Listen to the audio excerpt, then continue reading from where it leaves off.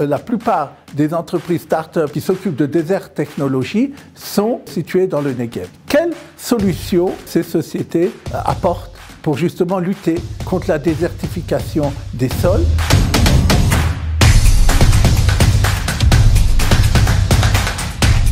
En ces temps de canicule, de dérèglement climatique de façon générale, qui pourrait mettre des pays qui ont un climat tempéré comme l'Europe occidentale dans des problèmes de désertification en Israël? Un rapport économique a été publié sur les entreprises qui s'occupent de la désert technologie, c'est-à-dire de lutter contre la désertification par des moyens technologiques. Ces sociétés-là, cette recherche est l'aboutissement d'une collaboration entre, d'une part, le ministère de l'Environnement, l'autorité de l'innovation, l'université Ben Gurion et des fonds d'investissement, dont par exemple le fonds qui s'appelle Mirage Capital. Ce rapport donne des chiffres très intéressants et montre qu'Israël est une part importante dans le monde, justement, de la désert technologie, qui est quelque chose, bien entendu, d'avenir. Alors, quels sont les premiers chiffres? D'abord, une augmentation de 437%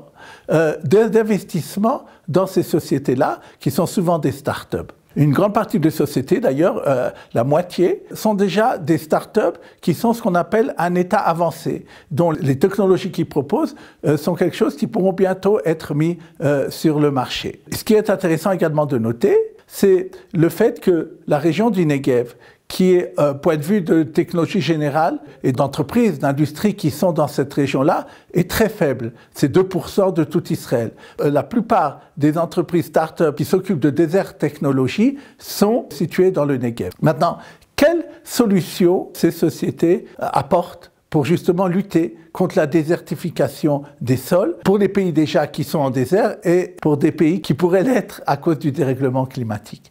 Alors, d'abord, c'est l'irrigation.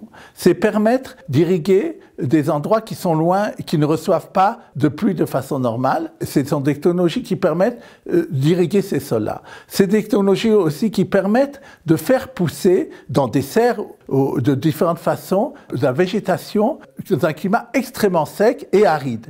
Et donc, ils sont arrivés à faire pousser donc cette végétation, ce qui est très important puisque ça permettrait également de pallier au manque d'eau qui peut arriver dans ces régions-là. Ce que globalement vient de dire ce premier rapport, c'est que Israël est, même au point de vue international, un pôle important de ce secteur qui va devenir vital dans les prochaines années, c'est-à-dire la technologie du désert, comment lutter contre la désertification de notre planète.